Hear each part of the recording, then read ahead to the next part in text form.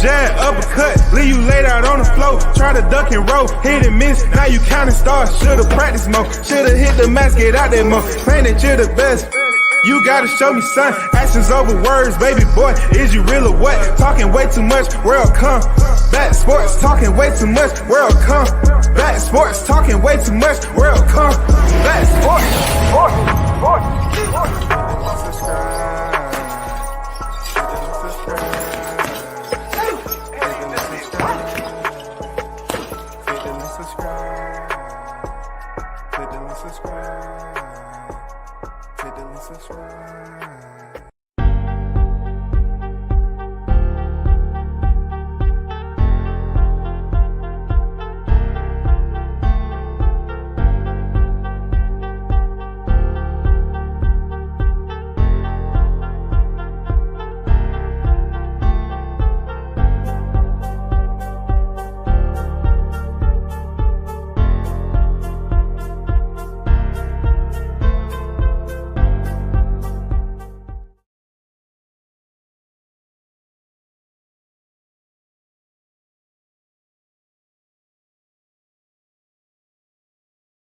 Big shout out to the hottest chat in the MFing game.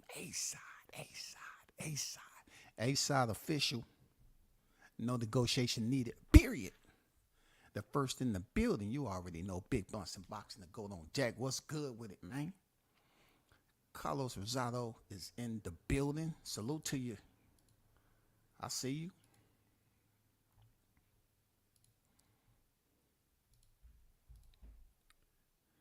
W says salute, hottest chat in the MF and game. Salute. Appreciate you, man. Appreciate you. The OG Mr. Golden is in the building. What's good? Stickin' Boys Fishing and Sport is in the building. Salute. W says big up to the hottest chat in the YTC.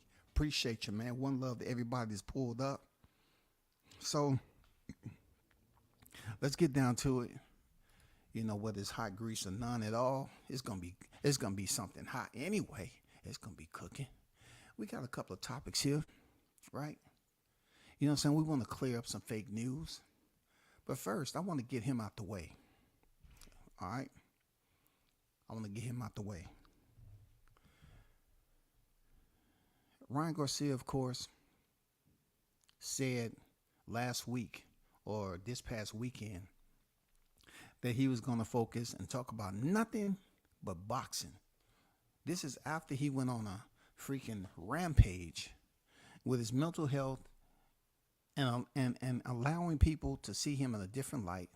This is a person that's 1 minute talking about Jesus Christ, and the next minute he's shaking hands with goddamn Lucifer himself, talking about all these damn underworld, these private societies, and all this other stuff. Hey, something's going on, right? So Ryan has been out here just running amok while he has a big fight coming up in April. Ryan Garcia has a big fight coming up in April and another one of the biggest fights of his career in Devin the Dream Haney. He let us know he had 5 weeks, y'all. He was going to lock it down, focus. He had 5 weeks to get in laser sharp. He was going to talk about nothing but boxing, but it didn't last. He's still out here talking about nonsense. He's still out here having people questioning his sanity, right? So now people want to bring it to Mauricio Suleiman's attention. And I'm saying, why? Why, though? You still have Mar Charlo out there with the WBC Middleweight World Championship. How can you even think about bringing Ryan Garcia to the forefront? That man ain't up here making videos. Well, I'll take that back. Both of them are equally honest. I mean, equally guilty. And it's just Mar Charlo is basically indulging in something recreational and all this other crap he might be doing. But Ryan Garcia is pretty much talking it. He ain't being arrested and all that. He's pretty much just talking the talk and coming off as being a pretty much an oddball, an individual that wants to come off as crazy, but he's trying so hard for people to consider him as a bad boy. Look, I told you this before, Ryan Garcia, a while ago. Ryan Garcia, I told you, y'all. I told you when he was going in there to face, he wanted to change up his image. He wanted to become a bad boy, y'all. These rich, spoiled kids, they are so unhappy with the success they got with having financial stability, so to speak, right? This dude wants to be a bad boy so bad. He's totally changed his image from that Mike Tyson hot boxing, with Mike Tyson podcast when he came up there in a white tuxedo shirt and a bow tie. I guess people clowned him so freaking hard on that. Or somebody told him, listen, nobody's really going to fuck with you. Going in there with Gervonta Davis, who's absolutely, he don't have to play. Gervonta is from that grid square. Gervonta is from the streets where the battlegrounds are different than Ryan Garcia can ever imagine. I don't care how many stories he give to my, I didn't have much growing up. I didn't have this. Tank don't have to play. He lived it. Ryan, somebody either told him or he took it upon himself and say, I got to change up my image. Ain't nobody going to buy this shit. They ain't giving me respect. I want street. I want clout. You know what I'm saying? I want street credibility, goddammit. How do I get the street credibility? The wild part about it, Canelo ain't trying to get the street credibility. He got the real street credibility. You know why? He got them Mexicans over there. You know how the Mexico get down. He got some real hitters by him. He ain't worried about this U.S. street credibility. But Ryan is.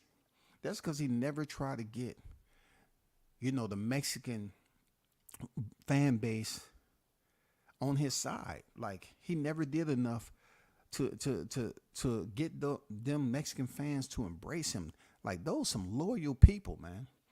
You know what I'm saying? Even though they say Ryan is a American, he Spanish, whatever they were saying, that's between them. But right now, Mauricio Suleiman felt concerned because he said he wouldn't mind nibbling Devin Haney's ear.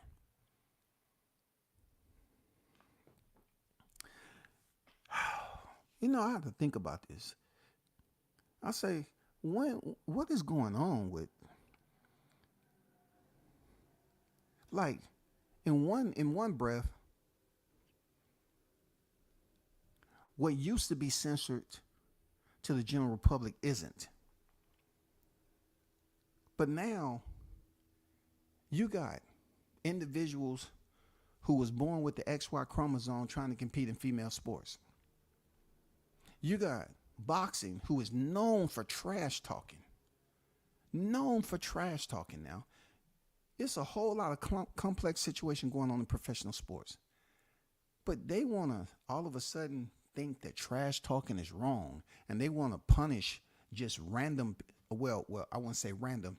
They want to punish specific, selected people to say that, we're showing concerns. We're showing concerns. There's concerns here. There's concerns. Ryan's talking about nibbling on Devin's ear. There's concerns. Why would Mauricio Suleiman want to be concerned? I mean, look what you've been a part of. You know what I'm saying? You create the franchise belt just so fighters can get away with not facing their mandatories. You did that for Canelo, of all people. I mean, you've been a part of some questionable decision making. So when it comes to Ryan Garcia, he ain't doing nothing so dramatic. He's just talking. When have boxing became so soft to the point where you can't call nobody out at the press conference without getting punished? You can't talk your trash to a fighter and say, you know what, I'm going to find a stick and slap you upside the head with it. Oh, man, that's assault right there. That's verbal assault. Times is changing, man. They picking and choosing who can talk trash and who can't. Ryan Garcia has 4 weeks now. You get ready. And now he's telling his fans again that he's going to get off social media. But when he told them the last time, it took me back to Mr. Capione, why I made the freaking video to begin with. That's why I made the video.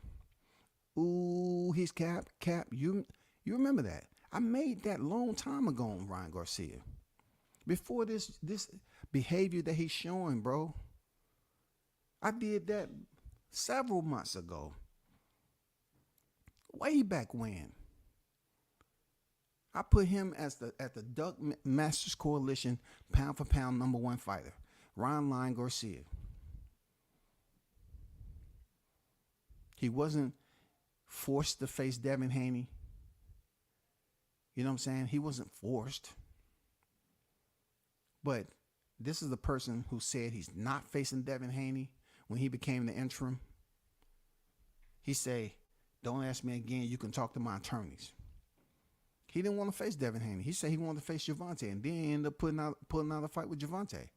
This guy's everywhere, man. I told you, Ryan wants the bad boy image. With the clout, he want to be able to rob the bank like Canelo. Unfortunately for him, he hasn't gave us any productivity that kind of equates to what Canelo's been able to do in boxing. That's why he having a problem. His image ain't there. Canelo has this stoic-like image. You know what I'm saying? Canelo has this sense, this silhouette of royalty when it comes to when people see him in person. You know, people be overjoyed to see Canelo pull up. You know, he's about his business, man. You know what I'm saying? But the image that Ryan has is people remember him wearing the flash outfits and running around here making videos, goofy videos, which was cool. I don't have no problem with the goofy videos he had, but he has tried to grow and change his image. He has tried to become a bad boy when he was a menudo. Ryan Garcia used to be a menudo, y'all. Y'all know the group Menudo. Look him up on YouTube. Ryan Garcia was once upon a time slated to be Ricky Martin. You know what I'm saying? They looked at him as Julio Iglesias, but more so Menudo. Could have been one of the Osmond brothers. He wasn't a bad boy. He went and got all that ink. He started wearing crew neck type of attire. You know what I'm saying? He's trying to start to pick up the lingo. You know what I'm saying? He's trying hard to be able to talk trash the right way. Like he wants the image. He wants to be able to trash talk like Teofimo Lopez. But he can't. You know what I'm saying? He wants to be smooth with it, but he can't. He's very bad at it. And it showed. And the only way for him to, you know, get people to tune in to him for this fight is that he's been going around here acting erratic. He wanted to venture over to the dark side, start talking about secret societies. That stuff is dangerous. But I tell people all the time, in order for him to do that, he had to get permission. He's not going to just do that to the depth that he decided to do it. He's not going to do that, people. He's not going to do it. I don't care how many sponsorships he got. He had to get permission. He wanted to bring all this, the new bad, being bad is the new good. You know what I'm saying? Acting abnormal or to be considered idiosyncratic or oddball, to be considered perplexed, to have people feeling perplexed about who you are, that is the new good guy. Like Ye. I mean, Ye is one of those guys who people just look at as like, he's really transformed himself into somebody that nobody understands. Nobody understands. Ryan Garcia is all over the place. You know what I'm saying? He had to really commit to this image that he's portraying right now to get people to tune in to see what's going on. And they did that. He has people believing. He's up here talking about, you know, people feeling some type of way because I'm trolling or whatever.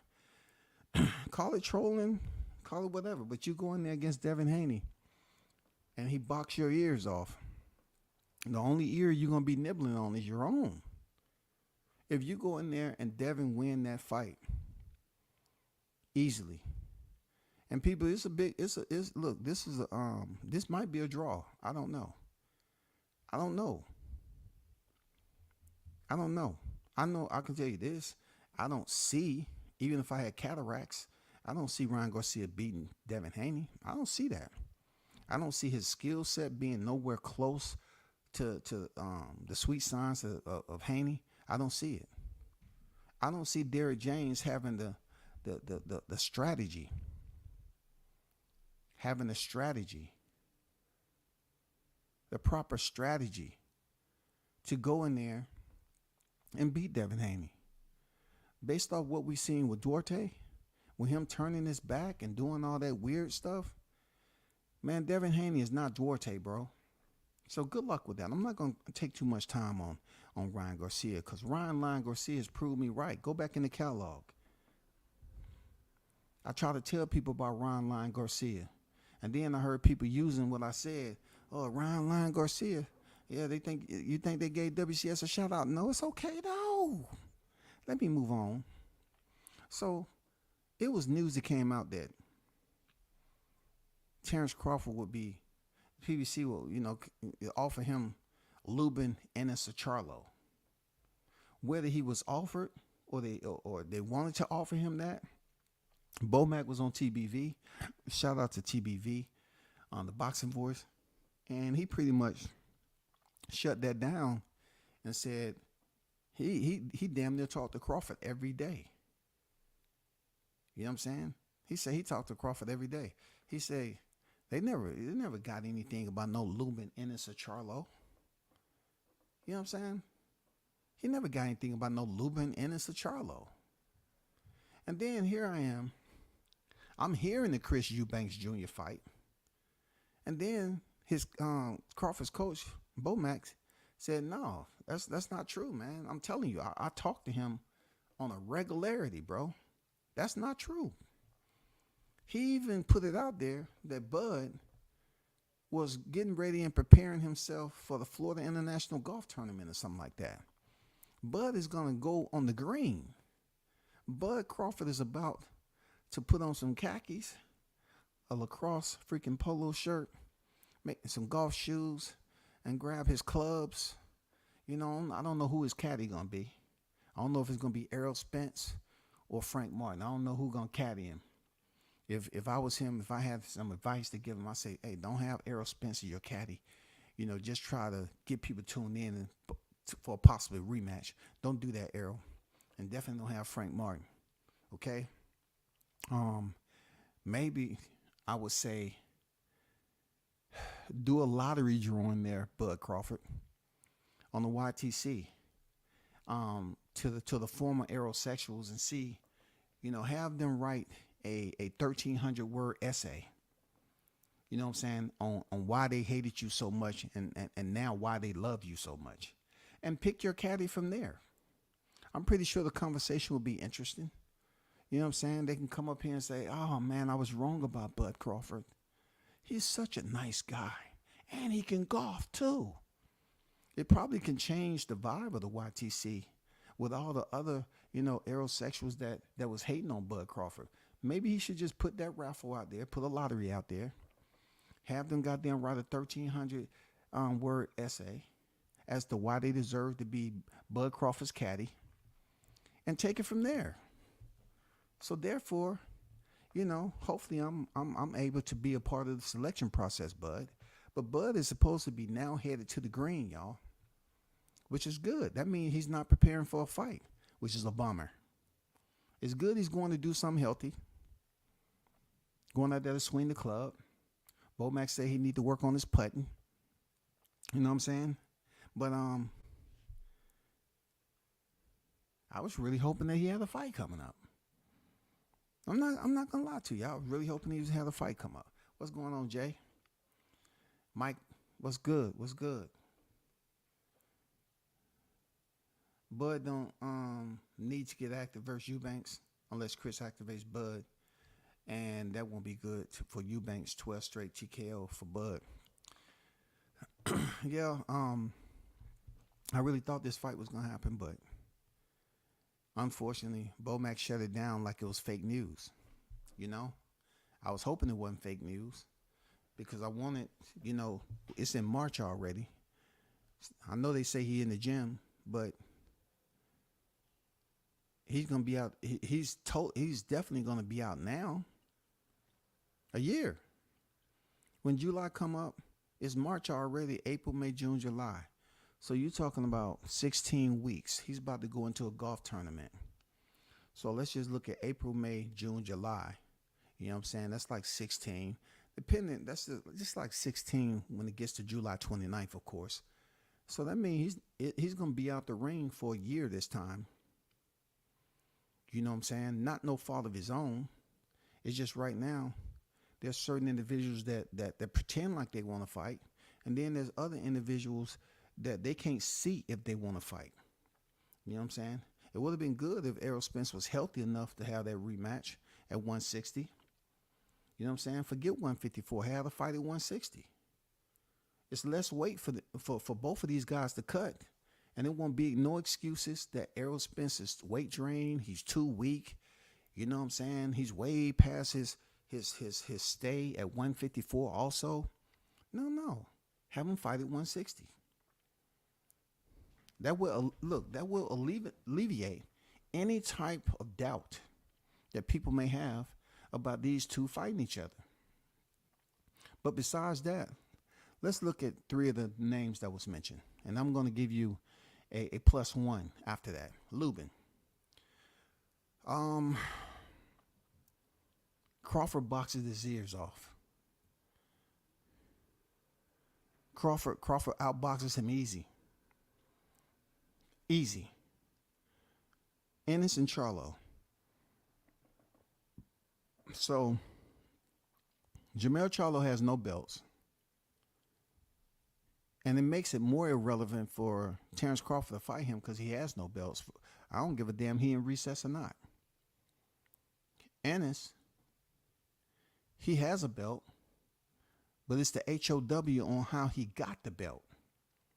Then you take how they reduced the appraising value of him as a world champion in the welterweight division, and we're curious right now. We're still puzzled, perplexed, befuddled that he was supposed to fight Cody Crowley, and somehow, some way, we don't even know what's going on with that. We don't know anything about no purse bid. We don't know any of that. What is going on with these fights, man? He's a world champion. Like, what's going on with boxing? Isn't it easy enough to say, Cody Crowley, when they come out with these names, Cody Crowley, that's going to be the next fight for Ennis. But then it turns around that the purse bid evaporates. We have no idea. It's like it's dropped off the grid. It's at Area 52. Now, we really don't have no information on who Boots is going to fight next. So those three names for Crawford makes no sense whatsoever. Because at the end of the day, these human beings that call themselves fans, they'll look at it like, yeah, he can fight Ennis and become undisputed for the third time.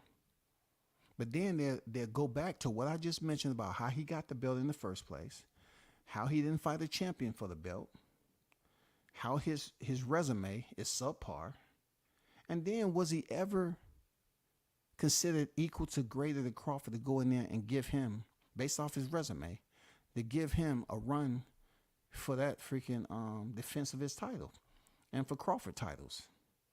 You know what I'm saying? Will he be able to be competitive enough? Do people believe it'll be competitive enough for him to try to take Crawford's 3 remaining titles? That means by stepping in the ring, not submitting paperwork. That's the biggest question.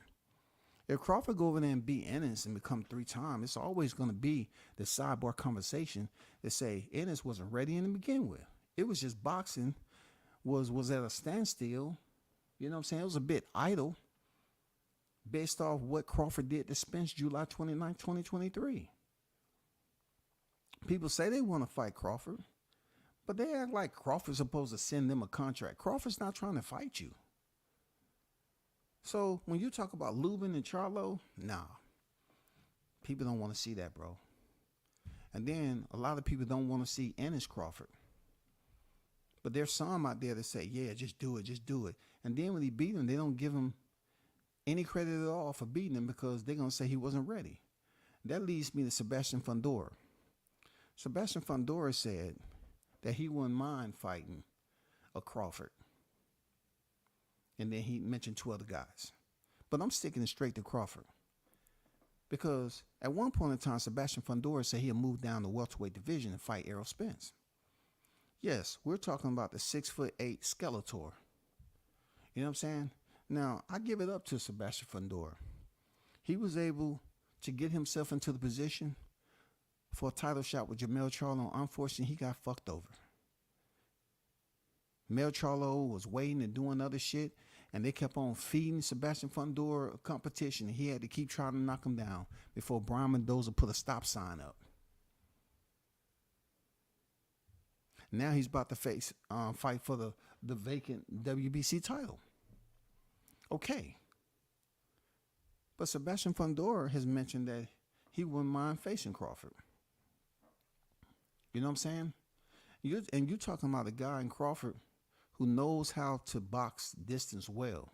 So we won't get the Lubin effect where you really don't know what you're doing. You're just on a survival mode. I'm not saying Lubin didn't fight a good fight. I mean, wasn't showing courage. He did. He showed courage, man. He showed no quit. He was able to drop Sebastian Fundora. Yes, he was, bro. But he just didn't have the next plan B or C. He didn't have it. He was just trying to find a way. You know, when he knocked him down, that was a last-ditch effort to say, you know what? I'm getting beat up. I'm getting beat up. I got to do something. And when he dropped him, yeah, that was temporary relief for him to drop Sebastian Fundora. But Fundora got up and stopped him. So now, if he wants to somehow consider himself to be worthy or valuable to call out some other guys, why not? You know what I'm saying? I mean, does Crawford benefit from fighting Sebastian Fundora other than Tim Tszyu? Not in my opinion. I would rather see him fight Tim Tszyu, bigger name. You know what I'm saying? He's defended his belt already several times. I would say Tszyu. You know what I'm saying? I would definitely say Tszyu, especially the way he beat up the guy who knocked out Sebastian Fundora. You know what I'm saying? He beat him up. That was a real good fight, man. You know, but that guy knocked out Sebastian Fundora, and Tim Tszyu went the distance with him. So, yes, I would rather see Crawford pick up a 4th division championship and once again revisit the WBO sanctioning body, who he's been able to have such an excursion with in the professional ranks. You know what I'm saying? He's had a run, an unbelievable run with the WBO title in the welterweight division, especially how many bodies he has stacked up. You know what I'm saying? Especially how many bodies he has stacked up. How he's been able to stop every opponent in the welterweight division as the WBO welterweight world champion prior to collecting the other belts that Spence formerly had in his possession. He did what he's supposed to do. So going over there to fight Tim Tszyu, yeah, people tune in for that. Yeah, no doubt. No doubt. But I am not egressing from Bud Crawford fighting at 160. Bud Crawford has all the tools and still health to walk up out of here 5-division champion. He's already a Hall of Famer. But he can walk up out of here a freaking 5-division champion if he fights 154, pick up that belt from Tszyu. I see him beating Tszyu. And then go up to 160 and get a chance to fight for a title. He's not Deontay Wilder old right now. Deontay is 38 years old. You know what I'm saying? Bud isn't exactly there right now.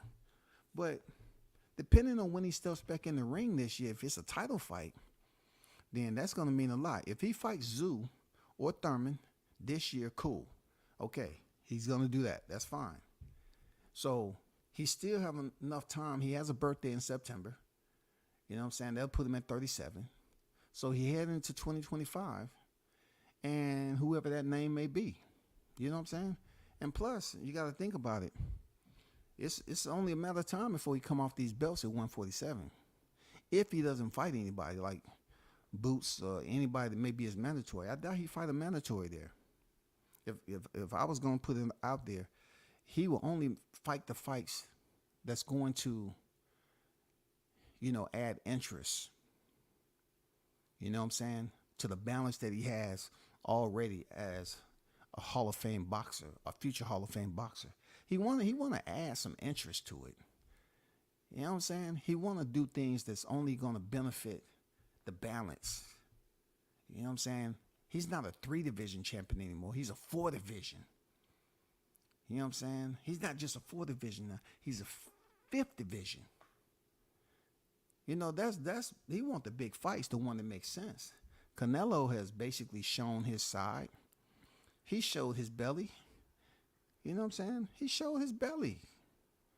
Canelo did not want to go in there and give Crawford the opportunity. Real talk.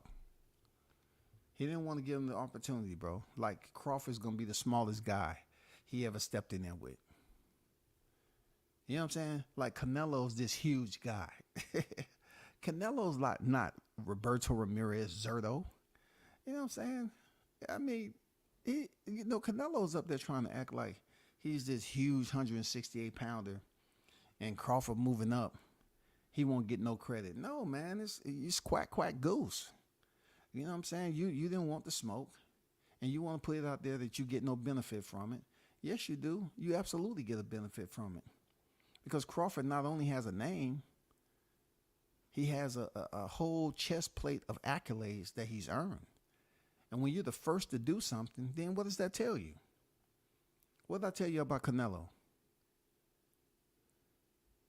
Canelo wanted to get undisputed because Floyd never got undisputed. Canelo's been trying his best to separate himself from the loss from Floyd Mayweather. I said this years ago. He's been trying his damnedest to separate himself from Floyd Mayweather. He lost to Floyd. You know what I'm saying? So now, him saying 5 years. Remember, I told you this. I do not see Canelo leaving the sport until he's a 5-division champion.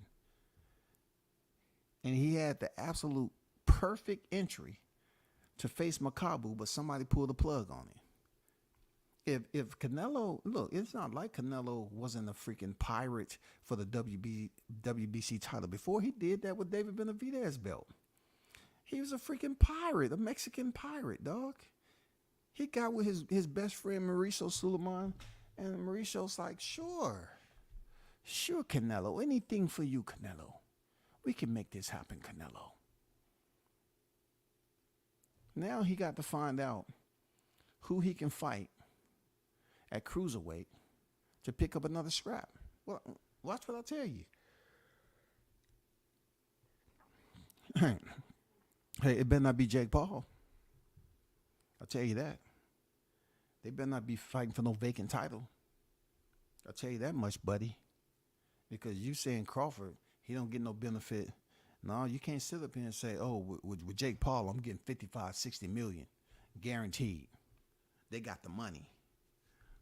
The sheiks over there got the money.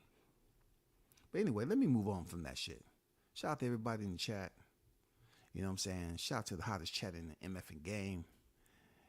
Let me touch bases on this right quick because it was quite interesting. You know.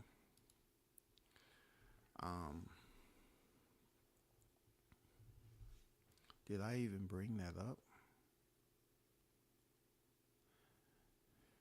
I'll get to these 2 more pieces. Let me see if I brought that. Did I bring it up? No, I must not.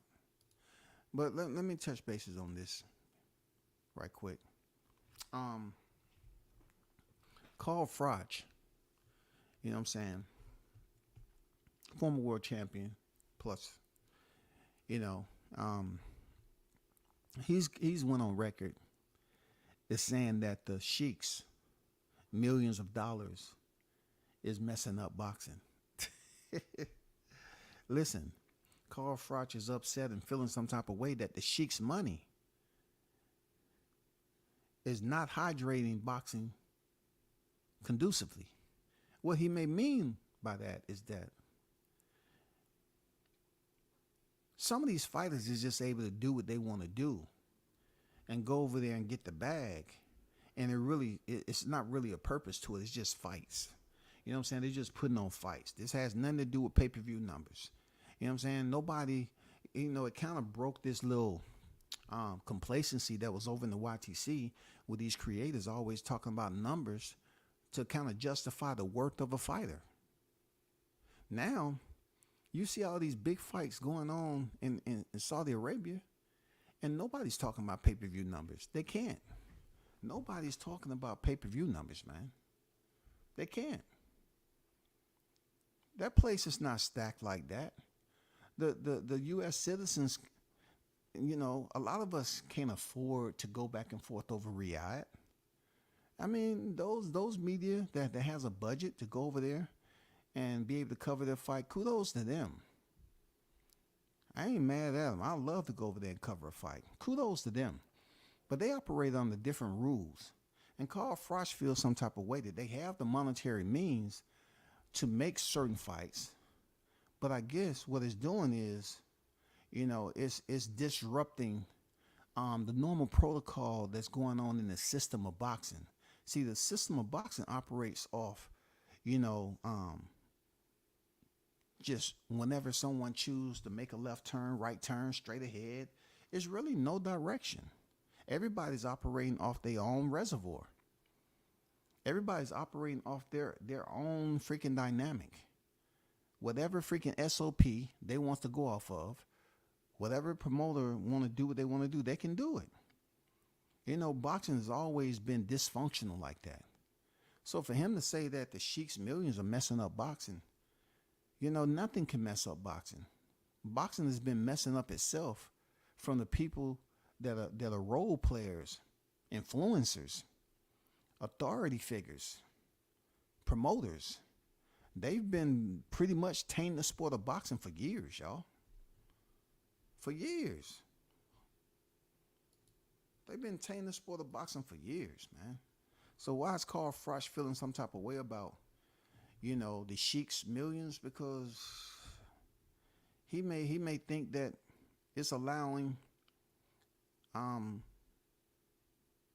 surplus of avenues to be opened up. You know what I'm saying? It may be a surplus of avenues to be opened up now for fighters to go seek that money over there. And then when those fighters come back from fighting in Riyadh, they might look at it like, hey, this is what I was paid over there. What you gonna pay me over here? It might be bad, yo. It might not be good at all. Real talk. It might not be good at all, bro.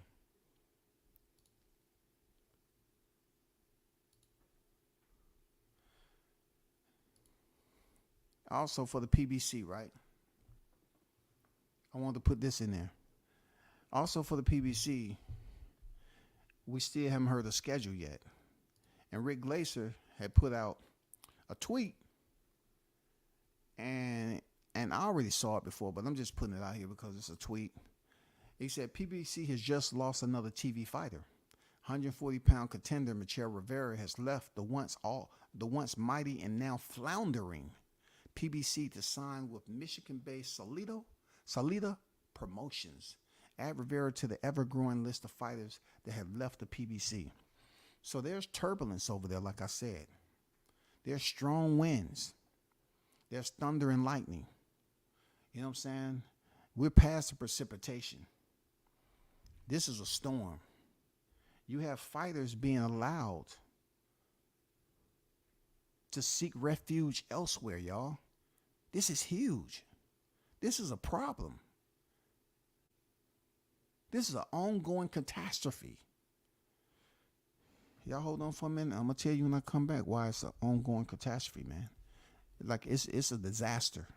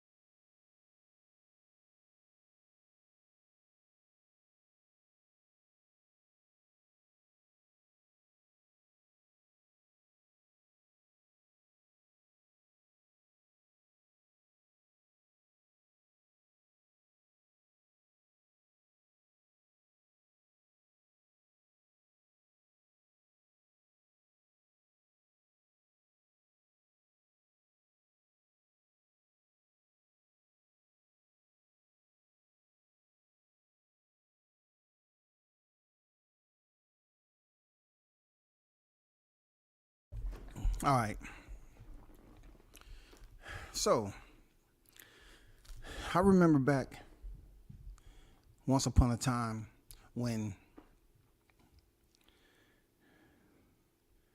the criticism I have of PBC was based off data that I had covering the fights.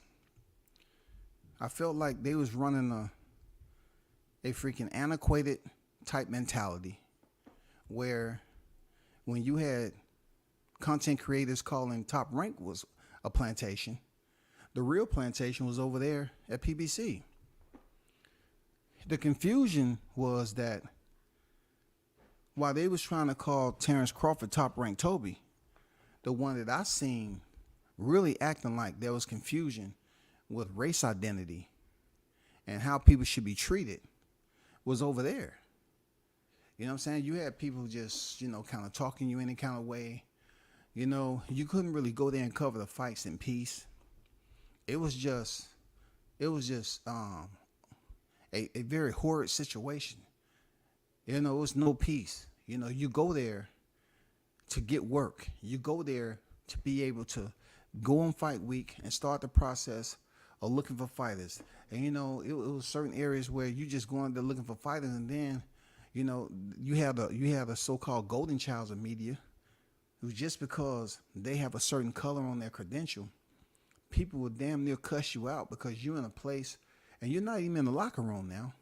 You're in just a place where certain fighters are at. They might be doing a media scrum, and you go over there, right?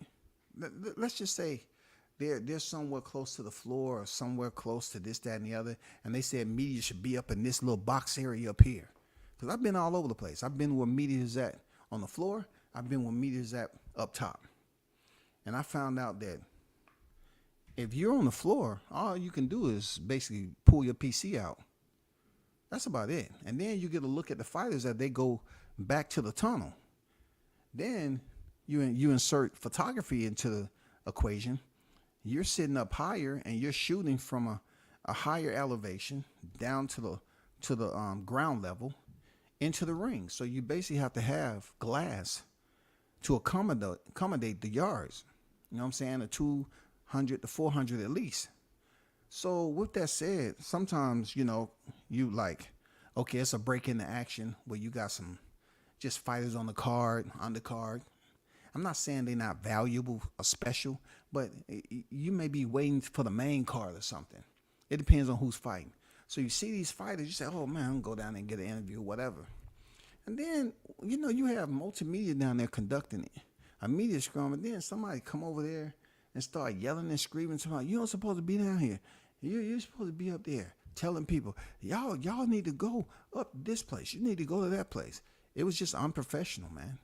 Because at the end of the day, the fighters will love the exposure. The fighters to come back, off a fight night and see a video or see some type of damn media content about them up on YouTube. That's what they wanted. But when you over there in a rat race, it's almost like, walking through New York and you fall down a sewer system by mistake. You didn't see the manhole cover was gone. And you fall down there. You say, oh, it stinks down here. And then you take out your phone and say, man, let me take my phone out of my pocket so I can see where I'm going. You turn the flashlight on through all the gook that's on your hand, and you see all these little beady eyes staring at you. You know what I'm saying? All these little beady eyes, all these little rats. I'm just saying, dog. It's like a rat race over there, man. Because you get the people, some of the content creators will tell on you. So-and-so, he don't supposed to be over here. I saw him back there. And then they come up here, hey, were you back, so-and-so? Man, get out of here. I'm a grown-ass adult. I'm doing work. I'm doing what I was freaking approved to do. But it's a difference between them and Top Rank. But let me get back to the disaster part. The destructive, ongoing demise that is happening right now. There was so many YTC black content creators that was highlighting Al Heyman and overlooking everything that was being said about him somewhat overpaying fighters. And I think Rick Glaser said it best when he destroyed Martel and told him pretty much like, hey, this is why you don't get it. You think you should overpay a fighter, and that's not how you build a fighter. You can't overpay a fighter and have them fight once or twice a year. You have to build up a fighter by putting them in the ring at least 3 times a year and build up their prize fighting value. He was dead on with that. Spot on, man. Spot on. But people got mad. Why? Because they try to deem Rick Glaser a racist.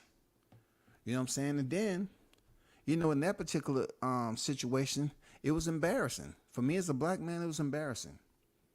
Yes, I did break bread with him. I don't have nothing personal against the dude. But since he loved to kind of highlight us breaking bread together and try to do the same thing T.O. did to Keyshawn, he tried to act like I was a fan. Nigga, what? He tried to act like I was a fan because I told him he showed me something about management that I didn't know. He did. I kept a freaking thou wow, man. I kept it a buck. I kept it a stack. And when you be honest, people up here acting like they're going to use it against you. But he was wrong on a lot of areas, topics of discussion, when him and Rick was in freaking discussion, when they was having a dialogue. He was wrong. And he never wanted to give Rick his credit when it came down to it. He'd say, and guess what? And guess what? No, you was wrong, bro. And Rick Glaser was telling us that Al Heyman had blew through money, allegedly, I must say, that he had put himself in a situation where a lot of people did not want to do business with him. And all these, group of black content creators was up here, going at Rick, saying he was racist. He was discriminating against Al Heyman. He didn't like him because of the position he was in, and he hate on all PBC dealings and stuff like that. So when I interviewed him, when nobody else was interviewing him, in this community, then everybody wanted to get on the Rick Glaser. Hey, let's interview him. Let's go ahead and interview Rick. Because he was giving you some gems based off his 30 plus years of experience, and he was spot on. Why? Because we already see what's going on in PBC now. Rick has been hammering the nail home, y'all. He has been hammering the nail home with PBC, bro. Fighters are basically jumping out the hatch and pulling the chute. He has been hammering vigorously on X, and he's been absolutely right. Why hasn't a fight schedule been presented? Somebody explain that to me. Why hasn't a fight schedule been presented? Why are these fighters leaving? Now Michelle Rivera? What's going on? MKB is in the building. What's good with it, Ron? Appreciate you, bro. You know what I'm saying? Hope all is well with you. Andrew Charles is in the building. Salute to you, Andrew. But why have multiple fighters been given a green check mark to leave? The roster is very, very minute now. Who's over there? The Charlos? I probably, if I had to guess, the Charlos probably staying with Al right now, because goddamn the payment on the mansion, shit, it's not the way it used to be. I think Mar Charlo has already moved in the East Wing. Mel Charlo probably moved in the East Wing and doing some little supplemental duties that goddamn get a little paycheck here and there, for real. I'm just saying. I mean, hey, I don't know who's doing the maintenance work over there, but maybe he moved in on the East Wing. Mel Charlo fought Canelo. He probably got pretty good money, so he ain't in default just yet. He's still pretty decent. But who is over there on that roster, bro? Lubin still there. Charlo, Spence. Jesus Christ. Like, the roster is dwindling fast over there. What are they going to do? I thought the big news was supposed to be Amazon Prime. You know what I'm saying? but they seem to be dissolving like enzyme. What's going on over there? When are they gonna come out with a fight schedule? March is the month of all months. Will we see Keith Thurman and Tim Tszyu? Or will that fight fall apart? And then, you know, like my guy Shaw News said, where and how are they gonna find the money for the budget? There's some big time money that's coming out. And Canelo's supposed to be fighting Jaime Munguia, right? How much do you think Canelo's gonna get? Is he gonna get, you know, the 35? I mean, come on now. Is he gonna get the money he's supposed to get? How are they gonna finance Gervonta Tank Davis? He should get the money that he want. Real talk. I don't care what anybody says. Always trying to compare, you know, another fighter to Canelo Alvarez. He's been on pay-per-view. He's gotten paid. So therefore, once you get paid a certain amount of money, you just don't supposed to go up there and just say, you know, I'm gonna take a lighter purse just because there's a drought going on. There's a PBC drought going on. They don't have the money. And also, these fighters have to be smart enough to say, hey, I got to find an alternate route. If I've been on the highway this amount of time, maybe I should take the business route, if you know what I mean. Take the business route. It's going to take you a little longer. You got to stop at some freaking stoplights and intersections. But goddamn, take the business route. Talk to some people. And then, you know, try to clean some things up and get back on the highway. That's probably what needs to happen. And is happening with a lot of fighters that's being let go with the PBC. We're just trying to find out what's going to happen with the Spence and the Charlos. That's what many people, we're talking about. Spence was the freaking face of PBC. And then Tank proved that he's really the face of the PBC. That's before the fight with Crawford and Spence happened. You know, Tank proved that he's the man over there. He's the pay-per-view. And then when Spence, who they was putting all their I don't know where the eggs came from. They might have been some salamander eggs. They wasn't ostrich eggs. They made it seem like they had a nest full of ostrich eggs. You know what I'm saying? Rafter eggs. They act like they found a fresh batch of dinosaur eggs and they was intact and still there was DNA inside it. And they're going to recreate. I mean, come on, man. They put all them motherfucking eggs in there. And it didn't freaking work out for them, man. The T-Mobile massacre will always reign free and clear in our minds as we reflect upon this day and time in 2023 in Las Vegas at the T-Mobile Arena where the massacre took place. It will always be a part of boxing history. As long as I have a breath, I will always talk about that moment. I will always remind the aerosexuals on how it all happened and how stupid they were to believe that Crawford couldn't even go in there and throw a left and right combination of something to the effect that would give Errol Spence problems. They didn't think the man had what it takes as a professional fighter to go in there and have the plan to beat the so-called man. And he did just that. He just didn't go in there and beat him. He punished him something bad. And the fight didn't go the distance. Ooh. If you just would have sat there and listened. I tried to tell you, Errol had 0% chance of beating Crawford. I tried to tell him, they don't want to give me credit. They don't want to give me credit. I said he had 0 chance, bro. And then they get on here. Why he had to keep on? Why he had to keep on bringing that up? Spence, brother, no chance. Look, physically matched up, 1-on-1, I give Errol Spence no chance of beating Crawford. If you're talking about a fixed fight with a referee and the judges involved and all that, yeah, I give him a high percentage. Real talk. But as far as going mano a mano head up, you know, skill for skill, I don't give Errol Spence no chance. Bomb Squad! I just thought, in case y'all was asleep in the chat, I just wanted to wake your asses up. Because it's Friday night, goddammit.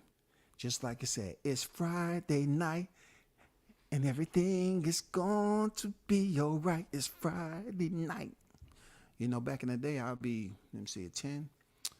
You know, I'd be with a shawty right now. You know what I'm saying? Probably sipping on a little something. You know, depending on where I was stationed at. You know what I'm saying? It all depends. I don't know, man. But I want to get to the club like 11:30, 12 o'clock. Anyway, I think it's one of my duties, right?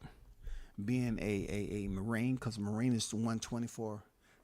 You know what I'm saying? It's my duty to pretty much keep that July 29th as an epoch in time. You know what I'm saying? In history. You know? Some things that's put in the boxing annals, people consider it to be on the page, and they want to turn the page so they won't have to read that particular date anymore. They want a lot more other fights in history the freaking stack on top of that. You know what I'm saying? To hide it, to keep it closed down, silent. No, I'm gonna go right to it. I'm gonna goddamn run my thumb through those pages. I'm gonna say, hey, there you go. Not to mention I folded the page at the top anyway. There you go, July 29th. For those of you that's still coherent enough, I know it's been 30 years since this date. But it's time to you know, we're gonna have story time right now. Okay, we're gonna talk about back in the day. This is called Back in the Day. July 29th, T-Mobile Massacre. The fighters Terrence Bud Crawford and Errol Spence Jr. Yes, I'm going to have story time, y'all. Yes, back in the day. We're going to remember this day.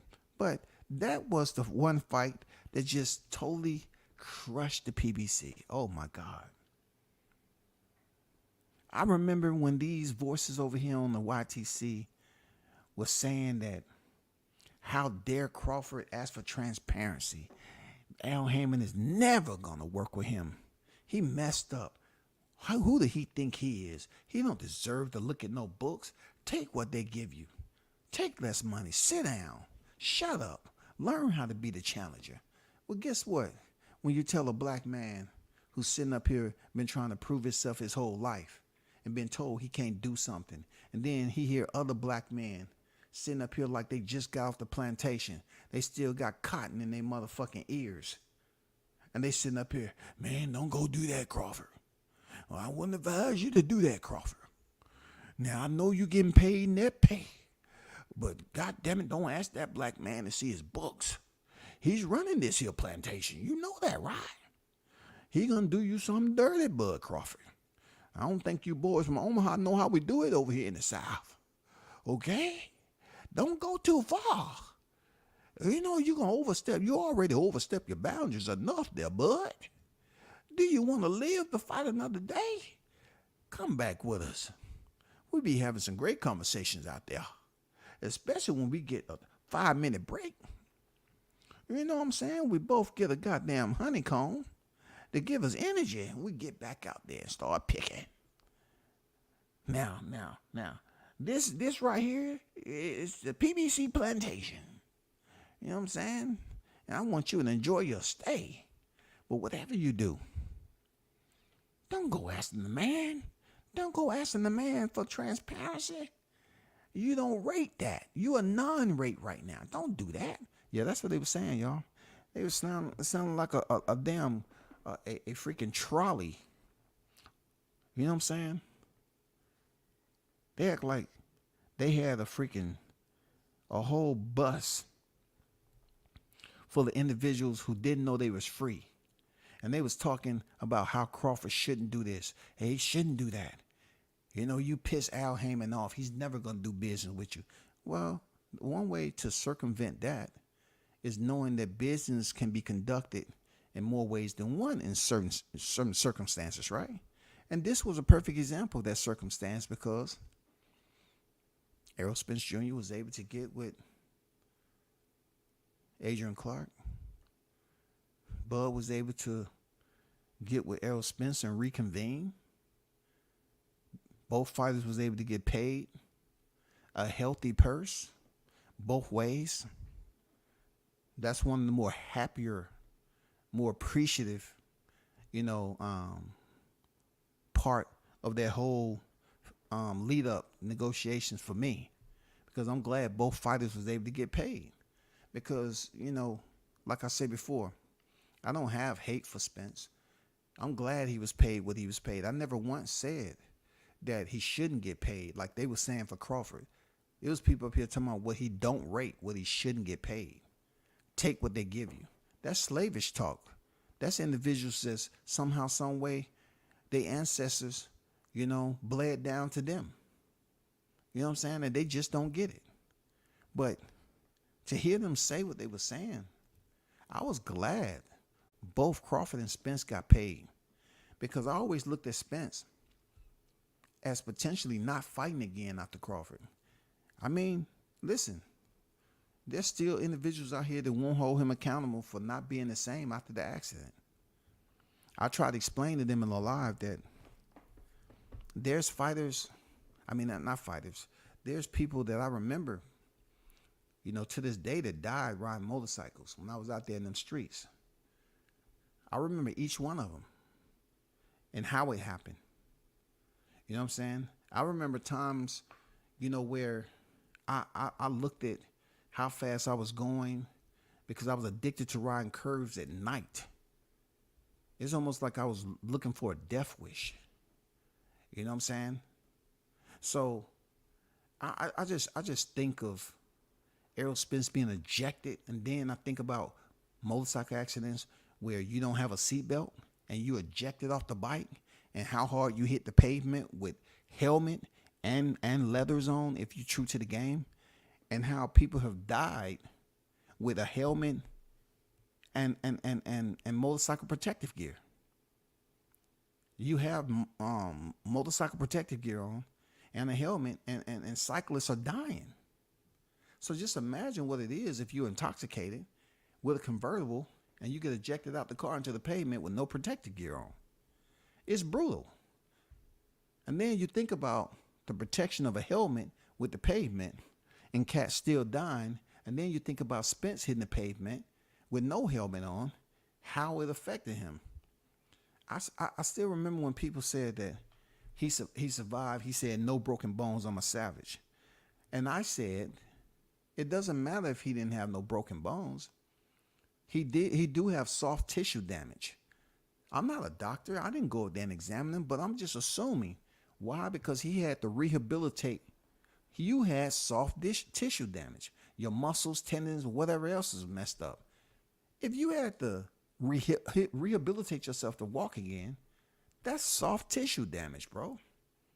Then you have to worry about the impact that he had on his brain. You know what I'm saying? His cranium. The whole competition of the skull that encases the brain. You know what that impact was like. What trauma did he have up top? Because if he's saying he's behind the wheel on the roadway and he's seeing cars speeding, he got PTSD and he see, this, that, and the other, that's soft tissue damage. That's neurological damage, bro. I don't need to put on a freaking white jacket and go in there and say, "Hey, I'm Dr. White. Hi. Or you haven't seen me around before. I understand. I'm just coming, from outside to inside. I just want to, Spencer's still here, right? Yeah, I just been on YTC. So I just want to get in the group and see what see what everybody's talking about. Just try to collect some data. So when I go back and do my live stream, people, I can tell them that my sources were actually qualified doctors to talk on this matter. So are y'all going to allow me to get the information? Why y'all getting security? Man, I never said I was a doctor, first of all. I just came here to say, hey, I want to get some information. You don't have to be like that, brother. We both black, man. God damn.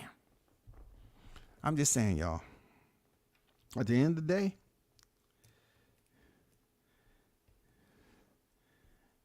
when he got that money with Crawford, I was happy. But I'm concerned about Spence getting back in there after that beating that Crawford put on him. I'm concerned about him moving up to 154 because I still believe that he should move up to 154. He should go to 160. He should make it as comfortable for him if he's having issues cutting weight. Okay? Now that's up to him and his team. If he chooses to stay with Diddy James, cool. But it's not that much video out. You know what I'm saying? We don't know if he's in the gym, who he's gonna fight. We know he had the 8 weeks for cataract recovery. We just don't know, people. We just don't know what's going on. Let me see what's in the chat. I think we all remember the greatest fish fry ever. No doubt, man. No doubt. I think at that point in time, the fish, they was quite scared, man. They didn't know whether nets was, there in more frequency. They say, no, man, they just pulled up the batch the other day. They back again. Yeah, because that was the best. That was the greatest fish fry ever. They had to keep on going back to the hot spots. They had to get the crabs. They had to get the perch. They had to get the tuna. You know what I'm saying? Yeah, scramble your body and brain. Yeah, man, you talking about concrete, especially American concrete, is undefeated. Let me tell you how concrete was in Japan. They mixed the concrete with coral rock. So for those who was riding bikes and those who might have went over there, it wasn't too many Americans that was really. I didn't ride with Americans, first of all. I rode with one, and that was after I had been over there for a certain amount of time and stuff like that. But I didn't ride with Americans for the simple fact they love snitching on you. They love riding outside their means and getting hurt. And then when they go to the hospital and they do an investigation as to how the accident happened, they always want to snitch on you. Oh, I was riding with Scotty. Yeah, I was riding with Scotty, the one on the black and gray Gixxer 1000. He had some work done to it too, man. And I was trying to stay with him when he told me not to. And I said, I can ride. Who does he think he is? I can ride too. Before I knew it, man, I was laid down. My bike was flipping. And I was doing the Superman. You know what I'm saying? I mean, this shit don't stop. But anyway, you have to really pay attention. I was coming from a place where I seen average people just get killed with motorcycle stuff on, motorcycle gear. Like I seen them get killed with the helmet on. Like I'm saying to myself, how do you die with a helmet on? And I didn't think some of the accidents was that severe. Well, I can't say how the accident how severe it was, and it wasn't me. You know what I'm saying? But I thought at certain speeds, laying a bike down and hitting the guardrail at a certain speed, I didn't think it was deadly, but to find out, this is how it happens. You lay it down. When you hit the pavement, your body start to roll over and then get all discombobulated, right? You hit the guardrail. So if you hit it hard enough, depending on who you are as a person, how much you weigh, whatever, if you're knocked unconscious, your brain can start swelling inside your helmet, okay? Depending on where you at, how quick an ambulance get a hold of you. Your brain can start swelling, and that right there will kill you. Period. I knew a guy who severed an artery because when you lay a bike down, you're heading off the road, especially when you're running curves. When you knee dragging, when you sliding, or whatever you want to call it, you're gonna lay the bike down, or your bike is gonna high side, and it's gonna take you for a freaking elevation or whatever. Spence, I don't know how high he was thrown out from the car. Like I said, I wasn't there. But just the fact that he wasn't conscious enough to understand the severity of the impact that was about to happen probably saved his life. Because I'm going to tell you, it's a bad habit. I forgot the term they use for it when you're riding bikes. It happened to me. I was doing a stand-up wheelie. I was next to the family. I was doing it. I was riding a stand-up wheelie. And somehow, on them Japanese roads, when I came down, my bike got swirly because I was approaching the curve. And this curve wasn't anything I've never been in, but I was in a tank slapper. The bike was shimmering, so the curve was dipping off to the right. So when I brought it down and I was trying to save it, I even took my feet off the pegs and tried to just level it out. So I had to put them back on because the curb was coming up. When I got there, was a big white truck there. Before I know it, I started to ease on the brake like I know how to do. Use the front brake first and then ease into the back brake. And shit, I saw that truck there. I said, it's over. And I was taking flight. You know, I heard the motorcycle, you know, crash and all this shit. I'm flipping and shit, land on my face. And then I saw the light. I started to see the light come in. That's the only thing I can tell you. You know what I'm saying? I started to see the light come in. And I'm looking at this light come in. And then, you know, the X came over there. And somebody was pushing me over and over again. Then I came to my consciousness. You know what I'm saying? When I came to my consciousness, the white truck who I thought, you know, last saw before I went to the corner, it was gone. Like, it was just my bike out there, total. You know, the whole neck was popped in it. So let's get back to what I said the syndrome is. When you get ready to wreck on a motorcycle, you squeeze the gas tank with your thighs. You squeeze it real tight with your thighs. So when you crash or whatever, when you're squeezing the bike with your thighs, depending on how big you are or whatever the case may be, you will get punctured possibly by the handlebars of the motorcycle. It all depends on how you wreck, of course. If you have a collision where you hit somebody in the back, just because you see these guys flip over the car or flip on top of the car doesn't mean they can't get poked by the freaking steering handle. You know what I'm saying? The throttle, the left or the right. You know what I'm saying? That's almost like an automatic. You can get poked by the freaking thing. And I had a big ass knot, a bubble on the, you know, right at the bottom half of my stomach. It was huge. And then the inside of my thighs was blue, purple, just that quick. That shit was just that quick. My shit was purple. And that's one of the situations that you experience when you're about to crash on a motorcycle. You black out and your body go through this adrenaline dump. Not adrenaline dump, but this adrenaline phase where you experiencing the impact as death. It's so extreme that you're holding on. You're on a motorcycle now, you holding on. But when you're intoxicated, you're not holding on to shit. You're intoxicated, you may look at something like, man, it's not that bad. I can get through this. And then boom, you wreck.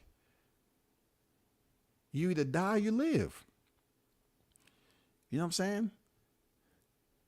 You may have lived because you didn't have the awareness that you would have had if you was sober.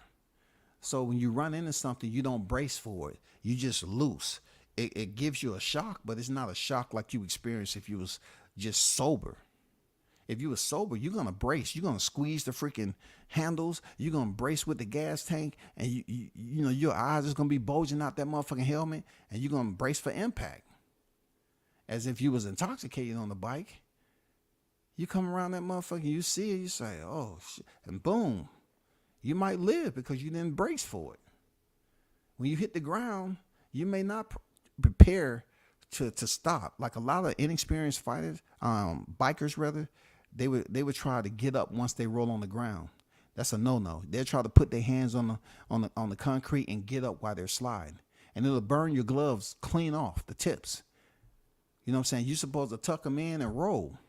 Anyway, enough of that shit. I'm just saying when it comes to Spence, I don't know how far he rolled.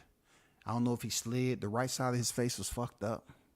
And then for him to be having eye problems, you know, that could have been a residual effect. Or a fake one. Who knows? I don't really want to go there with Spence. I'm not trying to say, you know, like I said previously, I just put it like this. And the only reason I criticized him when he came out with that wheelchair is because he was trying to put it off on why he got hit with the hooks and the jabs he did. So I felt he was making excuses. And he said he knew the shit before he stepped in the ring with Crawford. As if it's a residual effect of him having an accident, then he definitely gonna have problems, especially when he get my age. Especially when he get my age, he gonna have some. Especially when he retired from the sport, he's gonna have some problems. He's gonna have some serious problems, bro. When he get my age, if he has residual situations going on with his health. But that's still no excuse because Spence was beating them PBC boxers like he was Bionic Man. Yeah, he was. He was.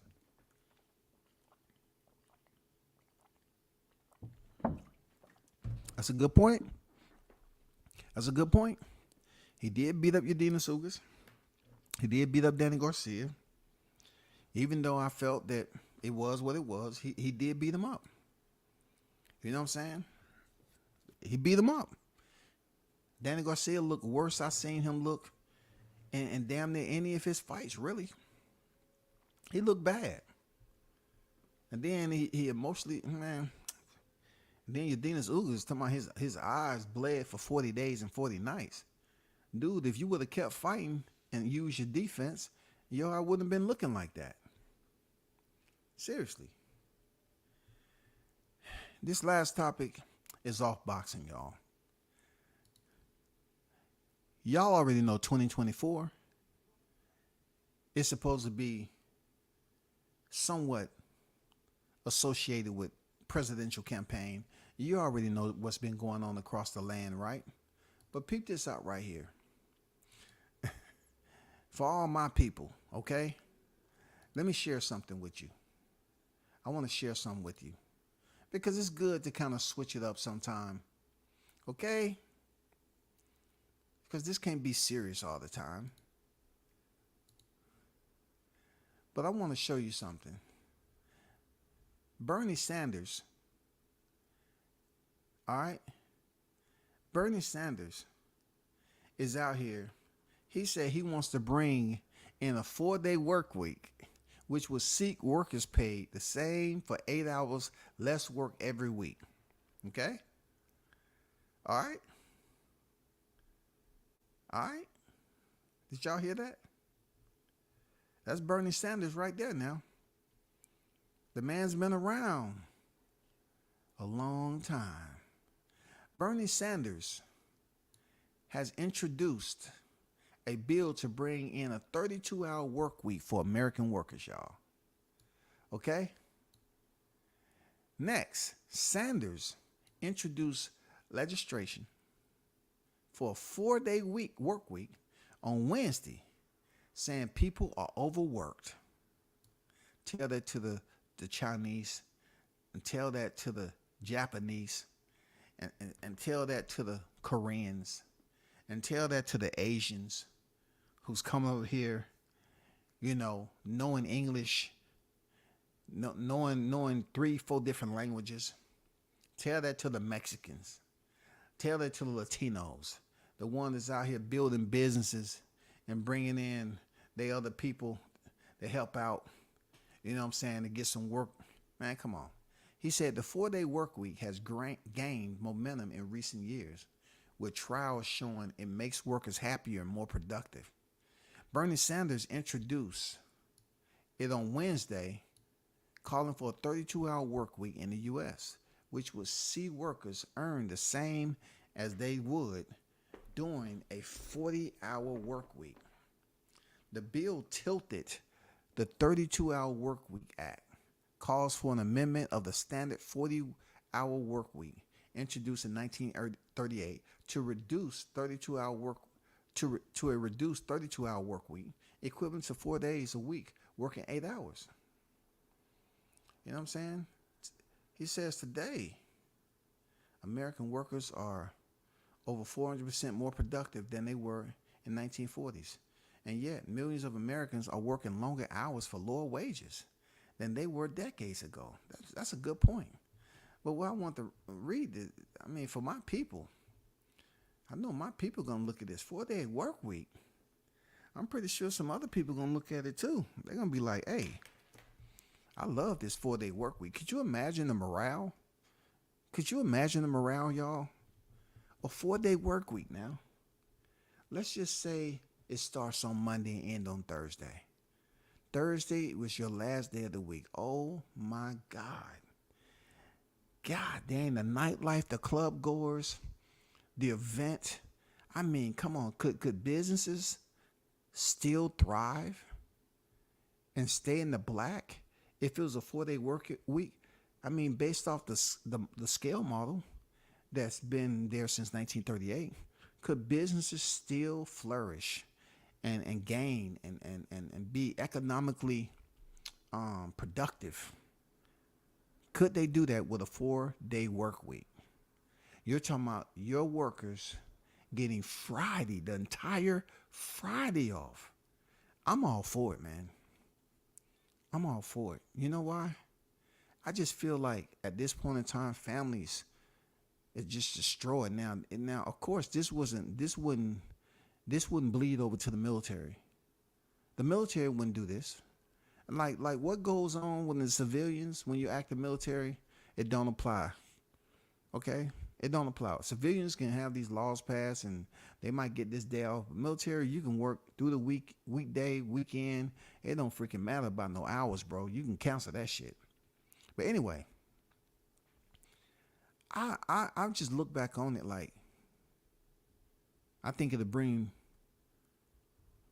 a bit more, camaraderie and bonding and people building families. You know what I'm saying? The family structure is just so screwed up right now. It's so many split households because, you do have people out here working longer hours and they're getting paid less. Could you imagine getting off on Thursday and you don't have to be back to work till Monday? What? You get the look. Can you fathom that, people? Friday, Saturday, and Sunday is going to be a normal work schedule. I think it'll build households, man. I think it'll build, it'll bring back what families used to be. You know what I'm saying? When I was growing up, I mean, we used to play outside. I know shit has changed. I ain't trying to take you down memory lane. I'm just saying most of the families on the block had families. They had at least 3 to 6 kids, bro. And you can walk on somebody else's street. They have families. And they have families, man. But now you don't see motherfuckers out there with a lot of kids, bro. You might see somebody moving to the neighborhood. They got maybe 1 or 2 children. And there's a huge age gap. You don't see these kids outside playing. You don't see them out there drinking tap water from the house. You don't see a kid walking. And they damn near 10, 15 blocks from where they live. And all they doing is walking up to this park to play some hoop and then walk all the way back home. You don't see that shit. I think a 3-day weekend would just, imagine that those of you that really want to be home and have the time to spend with your kid, you know what I'm saying, and your wife or, your husband or whatever the case may be, you getting a whole Friday, Saturday, and Sunday. I just think it'll change the economy. Especially when it comes to, people rebuilding families again. Right now, you getting 1 or 2 kids, no 2-parent household. Kids not doing too much of anything. It's harder for them to get a job. Inflation. Just basic essentials are more expensive now. Insurance, they try to make it so damn affordable. Depending on where you live, man, car insurance is crazy. You know what I'm saying? And then you have to talk about cost of living. But just think about that. 4-day week, you get paid, handsomely, and be able to spend time and have the time to basically, what they call that word, decompress and spend time for yourself, or if you got a family or whatever. I'm just looking at family because real talk, the military is one of the worst places to try to raise a family, especially if you're a male, because you just lose connection with your kids. And I used to hear about military brats all the time, bro. You know what I'm saying? I hear about military brats until I actually seen it go down. And I understood why these kids were so fucking bad. Because the male was on deployment. So the mom was there. And I know it can be some women groups out here that say, well, that's not damn near everyone. Shit. What I looked at, you had them kids over there trying to beat up. They look, they was trying to fight veterans. These are dependents who was in a one-parent household at the time while they father was deployed.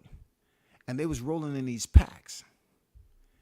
And they was always fighting, especially in Okinawa, especially in these things overseas. It wasn't nothing for them to do.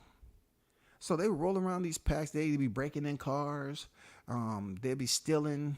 And it's much different over there. Seriously, it's much different. When your kids start to get in trouble on base, it's much different. They steal a $3, something for $3. Loss prevention is gonna have you pay for it. It's damn near $200 plus $300. Then they gotta have community service in that shit. They got, you gotta be out there with them. So check this out. If you're the service member, you have to go out there with them. Not your wife, who they was with when they was doing the dirt, but you, when you get back, you got to go out there where they perform their community service. So you walking with your child that has on a vest picking up trash. That's according if they did something that's just basic being a thief, thievery, theft.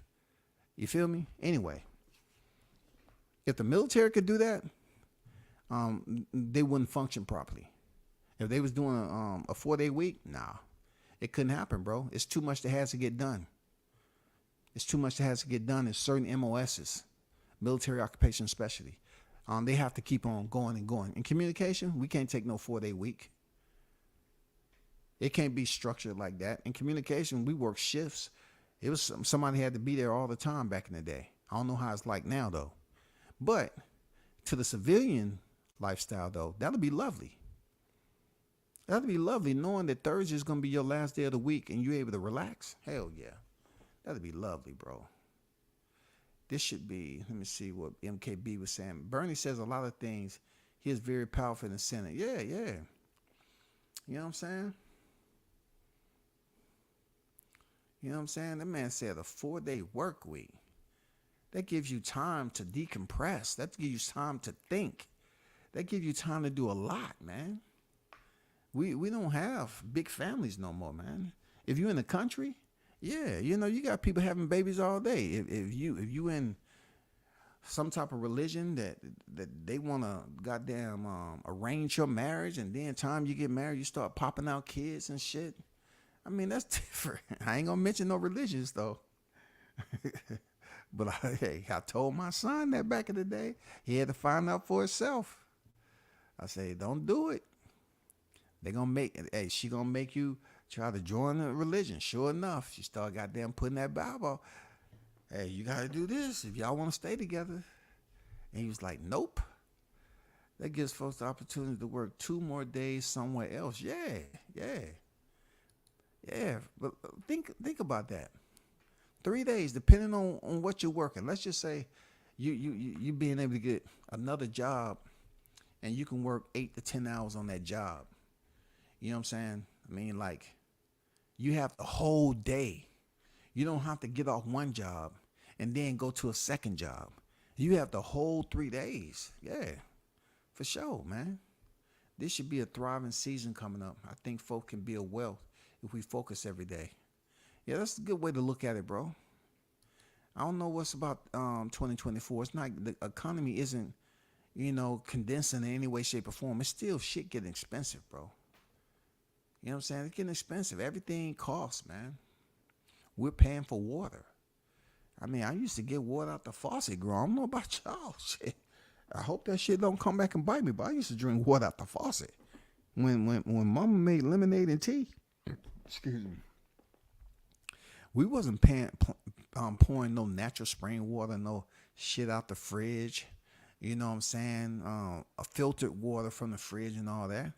We filled up that goddamn jug, a container out the faucet and put the freaking lemon in there or the tea. And we made it that way, bro. I always work half a day Saturday and take off Sunday for the family. Okay, that's what's up. That's what's up, man. Hopefully Bernie does this. He's a gem to Vermont. Yeah, Bernie been around, man. He's like a triple OG in the game, man. You know? Shout out to Bruce Gas, Boxing Jazz, some more OG on deck. What it do? When he ran for president, he was focused on putting anybody to work in the infrastructure jobs. Yeah. But you know how it goes. They wanted to what Bernie was saying is too much that was basically for the benefit of the people. That's what Bernie was about. They didn't want that. They just wanted somebody up there that was talking reckless and wanted to be a tyrant, and what they was gonna do about immigrants and people come over here from different places. I don't know, man. I'm kind of torn with that. I really don't want to get into politics. I don't get into politics shit. But just imagine being an immigrant and you're trying to make it across there. Just imagine losing family. Why are you in the process of trying to get across the border? You're losing family. You're losing kids now. You're losing kids. You're losing wives, husbands. You're leaving auntie, uncles. You're losing family members. What if you get stopped? What if y'all find yourself getting killed? You know, I mean, it's tough, man. It's tough. Real talk. I know, you know, it was one point in time where people complained, you know, basically when I was in California. I don't hear it down here in the South. But in California, you know, I was hearing people talk about how the Mexicans come over here and they want to do this job and how all the landscapers are Mexicans and shit. And so I told this story before, how it was this landscaper doing my lawn, and he did a job, you know, a good job, man, great job. And I used to see his little kids come over there. You know what I'm saying? I used to see his two sons come over there. And it's crazy. I saw them go over there and help their dad out, this, that, and the other, clean up and all that shit. They had graduated from high school and shit like that, right? Both of them. And I seen the oldest son come back over there with his own gear and shit, own tools and lawn equipment with his little brother doing the freaking yard. And I say, what, your pops changed over? He say, yeah, we have our own business now.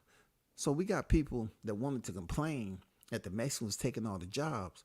But I know when it comes to my people, I'm not speaking for everyone. I know damn well, you know, we ain't doing some of the jobs that those Mexicans are doing over in California. I know all of them don't have paperwork, but I know when it comes down to the blacks, they ain't going out there in the field and pick no strawberries. I know they ain't trying to do no back-breaking work like picking those strawberries and shit. And then I remember buying some flooring for my home from a reputable store. You know who came and put that shit in? Mexicans. I said, how in the hell? Look, I wanted to see what was going on. Like, I wanted to see how the flooring looked, right? Because just before I moved in the home, I bought some flooring. I had the shit changed. And I knew they was over there. So I came over there like close to 11 o'clock in the p.m. Damn near, I say 11:30. Them Mexicans was in there putting in flooring. What type of hours are they on? They had did the whole first floor. I got it in the bathrooms and the top floor. They had already completed the first floor, and they was up top. Look, the house is empty because I haven't moved in there yet. But it was Mexicans over there asleep. On the floor, y'all. On the floor now. While the other team of Mexicans was over there putting in the floor. Not a freaking gap. Not a freaking mistake in the grout. Nothing. I mean, measured to the fucking T. And they was up in there till the AM. getting that flooring in there, bro. They put flooring on a 2-level house. The house wasn't small either. They did that shit in a day and a half now. I'm talking about ripping the other flooring up, disposing it, and getting down to business. Now, you trying to tell me that they got paid for those hours? I doubt it. They probably got paid for a certain amount of hours, but them going in there, putting in that flooring into the AM like that, nobody can convince me they got paid the amount of hours they supposed to work. I don't, Nah, I don't know about that, shawty. I don't know about that right there, man. Shit, they got spring in Vermont. You can go on Mountain Road and get it if you want. They got springs. Oh, okay. They got springs in Vermont. Yeah. Yeah, that would be nice to take, take your lady out there, take your kids, see them natural springs and shit. You know what I'm saying? That's good shit. But yeah, like when it come down to these jobs, even down here in the A, you have a lot of contractors that are Mexican. You know what I'm saying? El Salvadorian. They from different areas, man. They came over here as immigrants. They got it done. They stayed over here long enough to get their papers and started their own business. Why? Because they've been working with their father who was breaking his back, and mother breaking her back, and they've been working with them since they was a kid. Now, you know how they used to say, hey, you need to go to a trade school. You had to go to a trade school. Man, these cats are learning from on-the-job training. And these cats are doing that shit like any professional you would. Now, granted, if you go to freaking some of these parking lots over here, like you can go to California, and they got them over here, where you see all these dang Mexicans standing over there looking for work. Not all them motherfuckers can work. They building up to learn how to work. You know what I'm saying? They just get in there. They're trying to build it. Not all of them can work. And I wouldn't trust it unless you got a small job. But anyway, a lot of them cats been working with their parents ever since they was young. And they've gotten so good at what they do because they learn how to do more than one thing. They learn how to do more than one thing, bro. They know how to paint. They know how to goddamn tear and break down. They know how to freaking build up infrastructure. They know how to just do a total renovation. Put sheetrock in. How to properly repair it. Man, they know how to do all that shit, bro. They have to do all that shit, bro. It's amazing, man. And like I said before, they'll sit there and tell you, oh, so-and-so's been working for me for so-and-so came and worked for me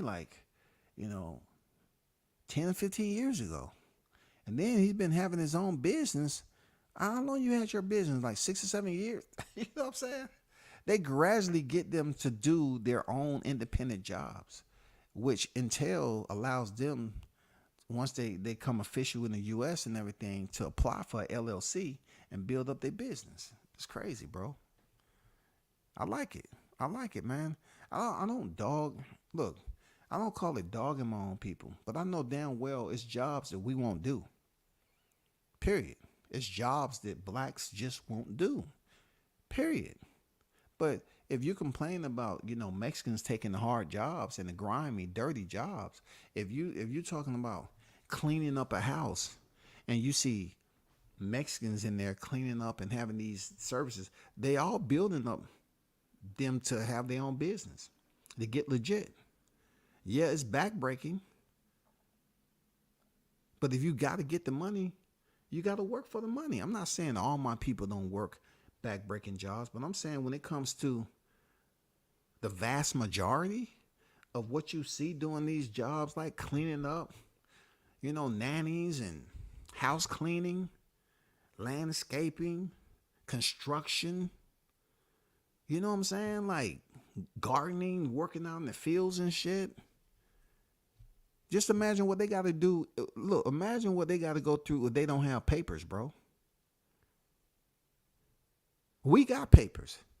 And we don't want to go out there and do the shit because they know them people out there, some of them that don't have papers, they getting paid very, very little. But that very little is a lot. If they still got people over there in Mexico or wherever they from, that's a lot. So they working to send money home. But anyway, I don't mean to go on a tangent about that shit. But it's true. Hey, no matter how you look at it, it's true. I'm blue collar all day. Yeah, shout out to the blue collar workers, man. You know what I'm saying? You got to get it how you live. You know what I'm saying? You got to get it how you live, bro. Everybody I'm going to say everybody. Those of you that have a source of employment, salute to y'all. Because not everybody can say that this day and time, with everything being so costly. You know what I'm saying? Yeah, it might be a seller's market down here. But those who selling the house, either one for moving out, they moving out and they moving outside. They going somewhere where the housing is affordable. It ain't near Atlanta. They moving far out somewhere else or to another state. Because you sell your house in Atlanta, you might make some money off of it, enough to get you another place. But it ain't going to be nowhere close to Atlanta. Atlanta is becoming unaffordable. You used to be able to come to the A and you can get an apartment for $500. You can get an apartment for $500. You know what I'm saying? Now you gotta add that stack to the $500. That apartment you used to get for $500, you gotta add a stack to that. So you get that for $1,500. And then plus everything else that they may have, trash pickup, water, and all this other shit. You know what I'm saying? I mean, that's the way it is. You're definitely thinking about moving outside the grid square. If you thinking about coming down here, you thinking New York expensive. Man, freaking ATL is freaking unbelievable right now. Places where I used to go as a kid and I never thought nothing would be built there. It's huge apartments. And the one thing about Atlanta I don't like, they're allowing these corporations to come down here and build these freaking communities. And they're not selling the homes. They're leasing the homes. They're not selling them. They leasing them. You know what I'm saying? They're letting these corporations come down and buy this land. And because it's prime real estate. The closer you are to Atlanta, it's prime real estate. So the people that's actually got real estate in the A, they're making pretty good money. Those are usually investors, corporations, big companies. But the apartments, if you stay anywhere close to the highway to get to downtown, anywhere, you're going to pay. If you can walk out the apartment that you're about to buy and walk down and the highway is walking, it's going to take you about 10 minutes, 5 or 10 minutes. You're going to pay some money. Don't think you're going to get in your car and make that right or left and go to the highway and it takes you a minute to get there and you ain't going to pay for it in your freaking lease. You're going to definitely pay for that in your monthly payment now. Don't think you're going to come down here and chill out in the city anymore. It's over. It's over, bro. It's over. It's too many people. Atlanta has grown so much, man, that you have so many people from other places that it's difficult. You don't even ask. People just say, oh, I'm staying in the A. But they may not be staying in the A. They may be staying somewhere outside the motherfucker. In order for them to stay in the A, you got to be able to afford even an apartment. You got to be able to afford this shit. A house, you have to be able to afford it, bro. We're talking about small houses going for the incredible prices, bro. They're building up communities that I use. Man, look, they building up. They have rebuilt corners that used to be murder blocks, package stores. I grew up with right a minute from the worst ghettos in Atlanta, East Lake Meadows. Corner blocks that used to have package stores on them. robberies, killings, shootings. Man, they got freaking 5-star restaurants on the motherfucking block, dog. And then not only that, they built some $1 million townhouses. Townhouses now. They built $1 million townhouses on blocks that used to be just trap, murder, bomb, transit infested. They put them cats somewhere in the earth. They say, we're gonna send you on this spaceship. We're gonna blast your ass off, and wherever that motherfucker land, that's where you're gonna goddamn resume your residency. But you're gonna get the hell up out of here. We building. Look, they put 3 restaurants on this one corner and $1 million townhomes. They making it. Look, they making it absolutely impossible for an average blue collar worker to come back to a spot that used to be the hood. They making it impossible. And then look, the hoods, I'm not saying they was the trap hoods. I'm talking about regular neighborhoods where the houses was like, 20,000, 30,000 back in the day and shit. Single level to dual level, right? We're talking about black communities, thriving black communities in the day. Not anymore, shawty. They building these $1 million fucking homes. They buying these old homes that the family, they couldn't pay the property tax no more because they driving up the property tax, right? It got so expensive till they kicked them. That person couldn't handle the property tax. Went delinquent and they got evicted. They come back here, them investors scoop that motherfucker up. Sometimes they just renovate it or they tear it down and build a 2 to 3 level home in that little ass fucking spot and put a $995,000 price tag on that bitch. Somebody come over here and buy that shit. I'm saying, and look, you say to yourself like, oh shit, that mean goddamn when they do that audit, the property tax going up. Sure enough, these regular neighborhoods that used to be, the property tax is going through the fucking roof, y'all.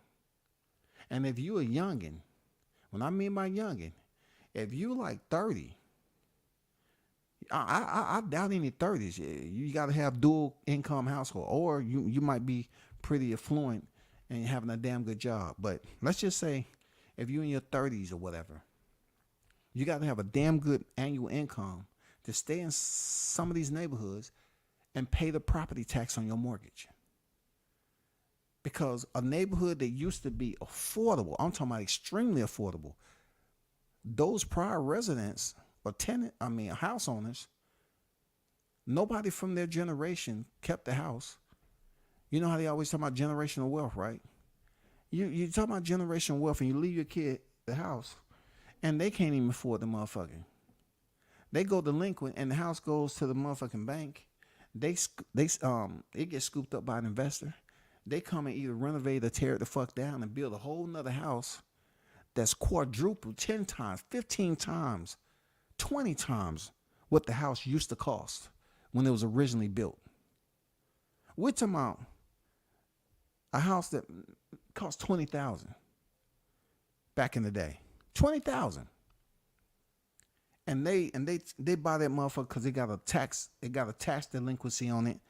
And they build that motherfucker, tear it down. They build up a 2 to 3 story home for $1 million. Now you got houses that originally cost $20,000 to $30,000, and then 2 or 3 houses down, they have a brand new fucking house that costs $1 million, y'all.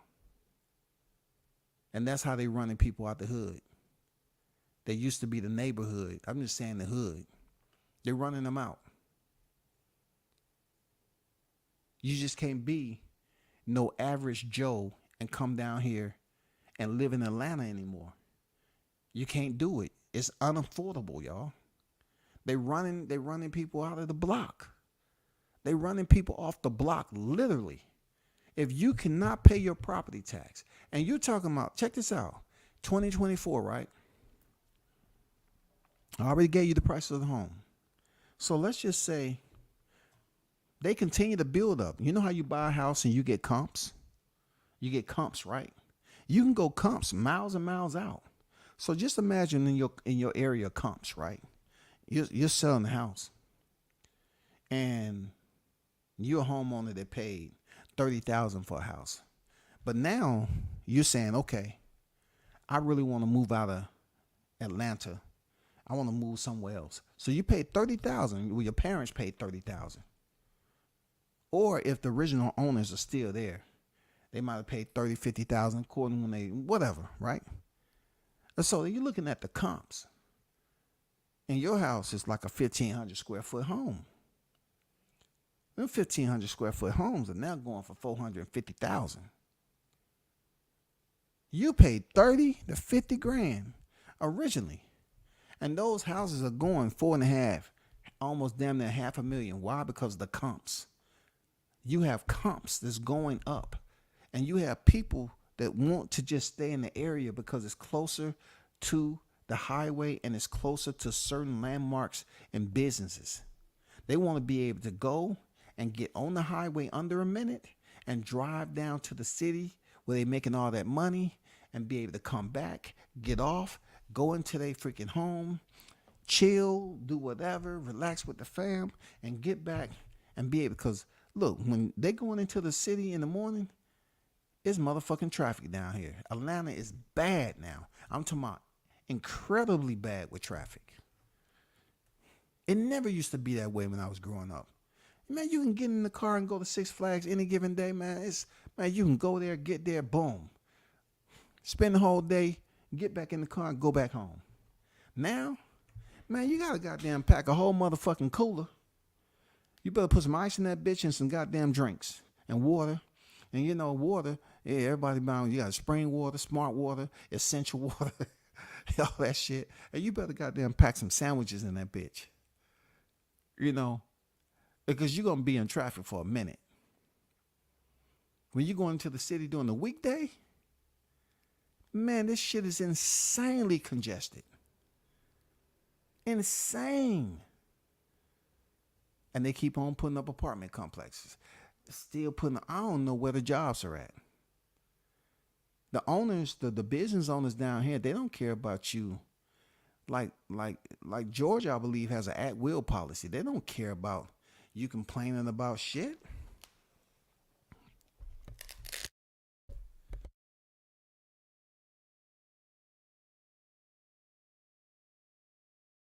You can complain about whatever you want, man. They got so many people down here looking for jobs to pay that freaking rent. They ain't worried about all that shit. You go up here and be late for work if you want to over and over. They're going to say, hey, I'm just going to know, can you, I need you to turn in your uniform. You know, I mean, you're constantly late. It's traffic. Well, guess what? You should leave ahead of time then if you know it's going to be traffic. But listen, sometimes you can't do shit about it, y'all. Like, just say for the 20, for example. If you jump on the 20, it's tough. Shout out to Trick Noti, the Oracle in the building. What's going on with it, Trick? How you feeling, brother? He said, WCS salute, a little late. Just left my parole officer's house. Her boyfriend out of town, so she needed help moving her bed. She couldn't do it by herself, so she asked me to come by help. Hey, man, whatever you can do for the parole officer, stay in her good graces, bro. You know what I'm saying? Stay in her good graces. For real. Yeah, I appreciate that, MKB. You know what I'm saying? And shout out to MKB, man. Be supporting the channel and all that, man. Appreciate you. I know you out there working for your money. You know what I'm saying? Making a living. Appreciate you, man. But yeah, down here, man, you wouldn't believe. You know, people used to talk about how they were going to come down to the A and do all this, that, and the other. Listen, entertainment shit, beautician, sports. I mean, they got overtime down here now where you got these college players up here hooping, getting paid. They got boxing cars down here, you know, but let's not talk about boxing. As big as the A is, man, we suck as being a boxing footprint right now. I want to give a shout out to Tank Davis. I appreciate what you did. You know what I'm saying? Tank Davis brought it down here twice, man, gave us a little sniff, you know, what it would be like to have big fights down here. And we've been in the drought ever since. You know, shout out to Shakur Stevenson, Jamel Herring. But, you know, that was the first time Top Rank even came down here. We haven't really seen Top Rank revisit ATL, bro. You know what I'm saying? As a boxing footprint, we suck. We can't get shit down here on the consistency. And it's more so orientated around our commission, bro. Our commission is strict. I don't know why, man. It must be somebody ain't getting that moolah or something. Our commission down here in Georgia is strict, bro.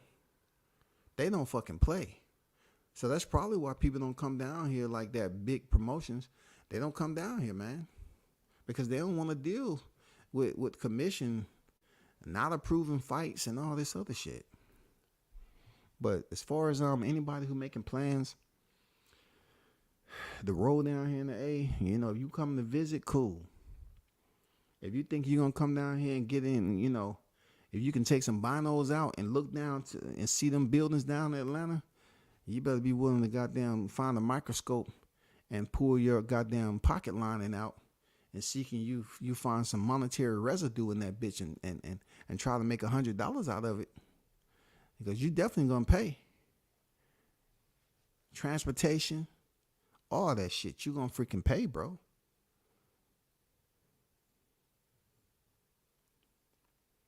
You gonna freaking pay. Don't say I didn't give you a warning. People want to brag about how many, you know, events you can go to down here. Okay, that's cool. But understand one thing. A lot of these people that stand in these townhouses or high rises in the A to be online, you know, giving you the backdrop. Ask them how many people stand with them. They probably in there got mattresses on the floor, air mattresses. It's probably like 5 miles in there helping pay for rent, dog.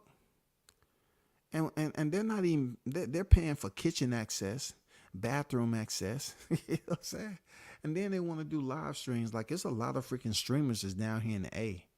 And they're renting some of these spots. And a lot of people look at the backdrop and they say, oh man, they doing it big. They going down to the A. That's where they making all the money. They doing it big. And it's not like that. You know, they're renting some of these high rises in the city. And they have multiple freaking roommates. You know, I'm not saying it's not some talented young kids down here. Like, you can walk up in the malls and you'll see these young kids with backpacks. I've seen it. And they'll take out these backpacks and they'll take out a big phone. I'm talking about an old school goddamn car phone block of cash. And they would take the rubber band off that motherfucker and pay for shit, dog. I'm talking about expensive shit. They'll take a block of cash out the backpack. And these be youngins too. I don't know what the fuck they doing. These be youngins. They be doing that. And I know what everybody gonna say. They gonna be like, oh man, they trapping. I don't know what the hell they doing. But they wasn't dressed. They wasn't dressed bummy either. They was dressed real good. And they was taking a stack of cash out their backpack. And they rolling packs too now.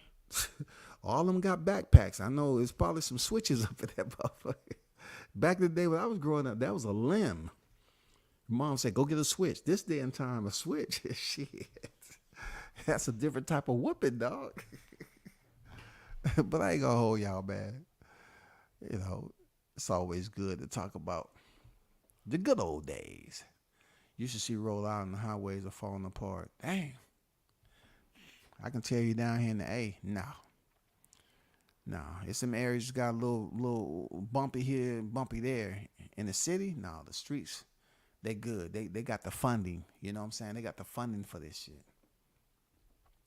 Georgia gave Muhammad Ali his first fight after his exile from boxing, remember? I did not remember that, to be honest with you, Bruce.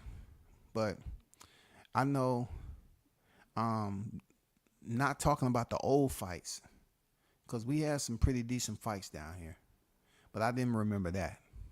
But I can say, you know, from the modern era, like, we just haven't had any big fights on the consistency.